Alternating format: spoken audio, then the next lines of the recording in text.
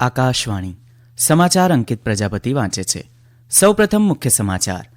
પ્રધાનમંત્રી નરેન્દ્ર મોદીએ કહ્યું છે કે તેમની સરકારે મહિલાઓનું જીવન સરળ બનાવવામાં કોઈ કસર છોડી નથી. ઉપરાષ્ટ્રપતિ જગદીપ ધનખડ આજે કઠુઆમાં સ્ટાર્ટઅપ એક્સપોનું ઉદ્ઘાટન કરશે. વિદેશ મંત્રી એસ જયશંકર અને કેન્દ્રીય વાણિજ્ય મંત્રી પિયુષ ગોયલે ગઈકાલે નવી દિલ્હીમાં આત્મનિર્ભર ભારત ઉત્સવનું ઉદ્ઘાટન કર્યું. ઈરાનમાં થયેલા 2 બોમ્બ વિસ્ફોટમાં 100થી વધુ લોકોના મોત. દીવના ગોગલા બીચ પર આજથી મલ્ટી સ્પોર્ટ્સ બીચ રમતોત્સવનો પ્રારંભ થશે. પ્રધાનમંત્રી નરેન્દ્ર મોદી ખેલાડીઓને વર્ચ્યુઅલી સંબોધન કરશે. ક્રિકેટમાં બીજી ટેસ્ટના પ્રથમ દિવસે દક્ષિણ આફ્રિકા 55 અને ભારત 153 રને ઓલ આઉટ. બીજી ઇનિંગમાં દક્ષિણ આફ્રિકાએ 3 વિકેટે 62 રન કર્યા. સમાચાર વિગતવાર. પ્રધાનમંત્રી નરેન્દ્ર મોદીએ કહ્યું છે કે તેમની સરકારે મહિલાઓનું જીવન સરળ બનાવવામાં કોઈ કસર છોડી નથી. શ્રી મોદીએ કેરળના થ્રીસુરમાં મહિલાઓની વિશાળ સભાને સંબોધતા આ મુજબ જણાવ્યું હતું. પ્રધાનમંત્રીએ થેક્કીંગકડુ મેદાનમાં ભાજપ દ્વારા આયોજિત મોદી સાથે મહિલા શક્તિ નામના મહિલા સંમેલનમાં ભાગ લીધો હતો. પ્રધાનમંત્રીએ મહિલાઓને અનેક પાયાની સુવિધાઓ અને અધિકારોથી વંચિત રાખવા બદલ આઝાદી પછી ઘણા વર્ષો સુધી કેરળમાં શાસન કરનાર લેફ્ટ ડેમોક્રેટિક ફ્રન્ટ LDF અને યુનાઇટેડ ડેમોક્રેટિક ફ્રન્ટ UDF સરકારોની ટીકા કરી હતી. પ્રધાનમંત્રીએ મહિલાઓ માટે જીવન સરળ બનાવવા માટેના સરકાર દ્વારા લેવામાં આવેલા ઉજ્જવલા ગેસ કનેક્શન, શૌચાલય, સેનેટરી પેડ, પ્રસૂતિ રજામાં વધારો સહિતના પગલાઓ વિશે પણ વાત કરી હતી. શ્રી મોદીએ ત્રિશુર શહેરમાં રોડ શો પણ યોજ્યો હતો, જ્યાં મોટી સંખ્યામાં લોકો એકઠા થયા હતા. અગાઉ પ્રધાનમંત્રીએ લક્ષદ્વીપના કાવારત્તી ટાપુમાં 1156 કરોડ રૂપિયાના વિકાસ પ્રોજેક્ટ્સનું લોકાર્પણ અને શિલાન્યાસ કર્યા હતા. આ કાર્યક્રમમાં બોલતા તેમણે કહ્યું કે સરકાર લક્ષદ્વીપના ટકાઉ વિકાસ અને સુનિશ્ચિત કરવા માટેના સંપૂર્ણપણે કટિબદ્ધ છે. તેમણે કહ્યું કે લક્ષદ્વીપને આંતરરાષ્ટ્રીય પ્રવાસન નકશા પર મોખરે લાવવા માટે સરકાર દ્વારા તમામ પ્રયાસો કરવામાં આવી રહ્યા છે. તાજેતરના વર્ષોમાં લક્ષદ્વીપમાં પ્રવાસીઓનું આગમન 5 ગણું વધ્યું છે. તેની ખાસ નોંધ લેતા પ્રધાનમંત્રીએ વિદેશમાં દરિયા કિનારાની મુસાફરી કરતા લોકોને પહેલા લક્ષદ્વીપની મુલાકાત લેવા અપીલ કરી હતી. પ્રધાનમંત્રી નરેન્દ્ર મોદીએ કહ્યું છે કે તેમની સરકારે દરેક નિર્ણય રાષ્ટ્રીય હિતને ધ્યાનમાં રાખીને લીધો છે. તેમણે કહ્યું કે કોઈ પણ કઠિન નિર્ણય તેમને મુશ્કેલ નથી લાગતો, કારણ કે તેઓ રાષ્ટ્રહિતના પરિપ્રેક્ષ્યમાં તમામ પગલાં લે છે. શ્રી મોદીએ એક ન્યૂઝ મેગેઝિનને આપેલા ઇન્ટરવ્યૂમાં આ વાત કહી હતી. પ્રધાનમંત્રીએ કહ્યું કે મોદીની ગેરંટી ચૂંટણી જીતવા માટે રચાયેલા ફોર્મ્યુલા નથી, પરંતુ ગેરંટી ગરીબોના વિશ્વાસની છે. પ્રધાનમંત્રીએ કહ્યું કે આજે વધુને વધુ દેશ હવે આગળ વધી રહ્યો છે. ભારત વૈશ્વિક નેતૃત્વ કરતો અને નવા વૈશ્વિક પ્લેટફોર્મ બનાવતો દેશ બન્યો છે. અર્થવ્યવસ્થા પર શ્રી મોદીએ કહ્યું કે 2023-24ના અંતે ભારતનો GDP $3.75 ટ્રિલિયન થી વધુ હશે. પડોશી દેશો સાથે, ખાસ કરીને પાકિસ્તાન અને ચીન સાથેના વ્યવહાર અંગેના એક પ્રશ્ન પર શ્રી મોદીએ કહ્યું કે ભારતે પડોશીઓ સાથે જરૂર પડે ત્યારે રચનાત્મક અને સહકારી બનવું અને જરૂર પડે ત્યારે મક્કમ અને અડગ રહેવું એવો અભિગમ ધરાવે છે. ઉપરાષ્ટ્રપતિ જગદીપ ધનખડ આજે કઠુઆમાં સ્ટાર્ટઅપ એક્સપોનું ઉદ્ઘાટન કરશે. ઉત્તરી રાજ્યોના 25 સ્ટાર્ટઅપ એક્સપોમાં તેમના ઉત્પાદનોનું પ્રદર્શન કરશે. સ્ટાર્ટઅપ એક્સપોમાં 6 મહિલા આંત્રપ્રિન્યોર પણ ભાગ લેશે. એક્સપોની થીમ ઉત્તર ભારતમાં ઉભરતી સ્ટાર્ટઅપ સંરચનાઓ છે. આજે નવી દિલ્હીમાં એક પત્રકાર પરિષદને સંબોધતા કેન્દ્રીય વિજ્ઞાન અને ટેકનોલોજી મંત્રી ડોક્ટર જીતેન્દ્રસિંહે જણાવ્યું હતું કે છેલ્લા 9 વર્ષમાં સ્ટાર્ટઅપના ક્ષેત્રમાં ઘણો વિકાસ થયો છે. તેમણે કહ્યું કે દેશમાં સ્ટાર્ટઅપની સંખ્યા 2014માં લગભગ 350થી વધીને અત્યારે 1 લાખથી વધુ થઈ ગઈ છે.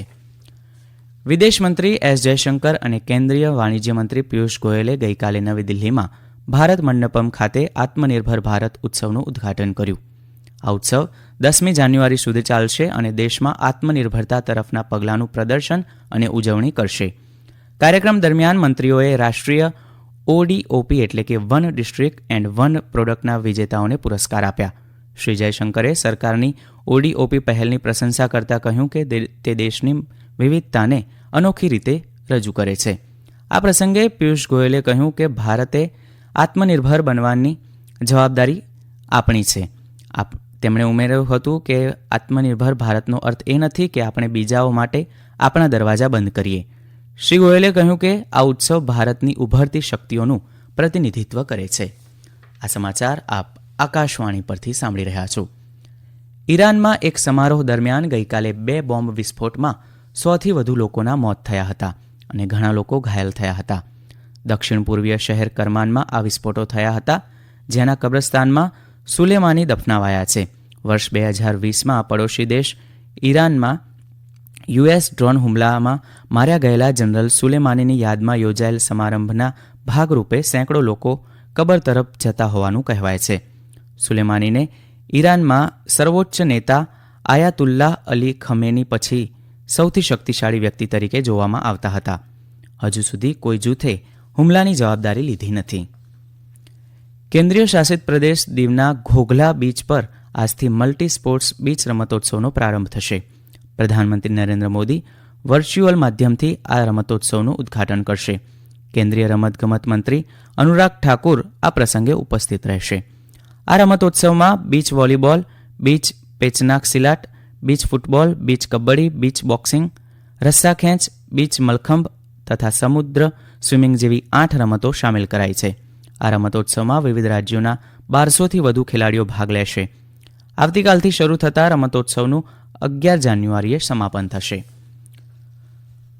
પુરુષોની ક્રિકેટમાં કેપટાઉનમાં ન્યૂલેન્ડ્સ સ્ટેડિયમ ખાતે રમાયેલી બીજી ટેસ્ટના પ્રથમ દિવસે દક્ષિણ આફ્રિકાએ ભારત સામેની બીજી ઇનિંગમાં 3 વિકેટે 62 રન કર્યા હતા. મેચ આજે ફરી શરૂ થશે. આ પહેલા ભારતે 153 રન બનાવ્યા હતા અને દક્ષિણ આફ્રિકા સામે તેની પ્રથમ ઇનિંગમાં 98 રનની લીડ મેળવી હતી. દક્ષિણ આફ્રિકાએ પ્રથમ બેટિંગ કરવાનું પસંદ કર્યા પછી તેમની પહેલી ઇનિંગમાં 55 રનમાં ઓલ આઉટ થઈ ગઈ હતી. પાકિસ્તાન તહરીકે ઇન્સાફ પીટીઆઈ પાર્ટીને મોટો આંચકો આપતો પેશાવર હાઈકોર્ટ પાકિસ્તાની ચૂંટણી પંચના પક્ષને તેના પ્રતિષ્ઠિત બેટના ચૂંટણી ચિહ્નને છુનવી લેવાના આદેશને પુનઃસ્થાપિત કર્યો છે. પેશાવર હાઈકોર્ટે 22મી ડિસેમ્બરના આદેશને પુનઃસ્થાપિત કર્યો હતો, જેણે પીટીઆઈની આંતરપક્ષીય ચૂંટણીઓને ગેરબંધારણીય ગણાવી હતી. 22 ડિસેમ્બરના રોજ પાકિસ્તાનના ચૂંટણી પંચે પીટીઆઈની આંતરપક્ષીય ચૂંટણીઓને નકારી કાઢી હતી અને પાર્ટીને તેના ક્રિકેટ બેટ પ્રતીકથી વંચિત કરી હતી. તે પછી પક્ષે પેશાવર વડી અદાલતમાં ચુકાદાને પડકાર્યો, જેણે 26મી ડિસેમ્બરે ચૂંટણી પંચના આદેશને સસ્પેન્ડ કર્યો હતો. બાદમાં ચૂંટણી પંચે વડી અદાલતના ચુકાદાને પડકાર્યો હતો.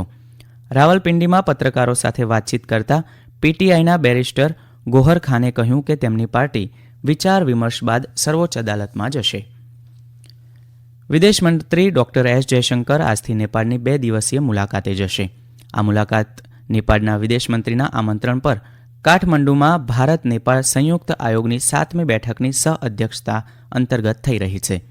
અત્રે ઉલ્લેખનીય છે કે ભારત નેપાળ સંયુક્ત આયોગની સ્થાપના 1987માં કરવામાં આવી હતી અને તે બંને મંત્રીઓને દ્વિપક્ષીય ભાગીદારીના તમામ પાસાઓની સમીક્ષા કરવા માટે એક પ્લેટફોર્મ પૂરું પાડે છે. આરબીઆઈએ મંગળવારે ભારતમાં કાર્યરત સ્થાનિક અને વિદેશી બેન્કો માટે ડિવિડન્ડ ચૂકવવાના નવા નિયમોની દરખાસ્ત કરતી સૂચિત માર્ગદર્શિકા બહાર પાડી હતી, જે નાણાકીય વર્ષ 2024-25થી અમલમાં આવશે અને તે વિકસતા નાણાકીય લેન્ડસ્કેપ અને વૈશ્વિક ધોરણો સાથે ચાલવાની જરૂરિયાતના પ્રતિભાવ તરીકેની છે. આરબીઆઈએ 31 જાન્યુઆરી સુધીમાં સૂચિત ધોરણો પર જાહેર પ્રતિસાદ માંગ્યો છે અને પરિપત્ર એપ્રિલ 2024થી અમલમાં આવશે. દક્ષિણ કાશ્મીરના કુલગામ જિલ્લાના હદીગામ વિસ્તારમાં ગઈકાલે એન્કાઉન્ટર થયું હતું.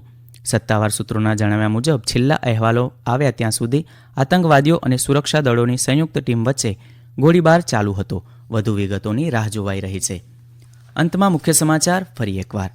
પ્રધાનમંત્રી નરેન્દ્ર મોદીએ કહ્યું છે કે તેમની સરકારે મહિલાઓનું જીવન સરળ બનાવવામાં કોઈ કસર છોડી નથી. ઉપરાષ્ટ્રપતિ જગદીપ ધનખડ આજે કઠુઆમાં સ્ટાર્ટઅપ એક્સપોનું ઉદ્ઘાટન કરશે. વિદેશ મંત્રી એસ જયશંકર અને કેન્દ્રીય વાણિજ્ય મંત્રી પિયુષ ગોયલે ગઈકાલે નવી દિલ્હીમાં આત્મનિર્ભર ભારત ઉત્સવનું ઉદ્ઘાટન કર્યું. અને ઈરાનમાં થયેલા 2 બોમ્બ વિસ્ફોટમાં 100થી વધુ લોકોના મોત થયા. આકાશવાણી પરથી સમાચાર પૂરા થયા.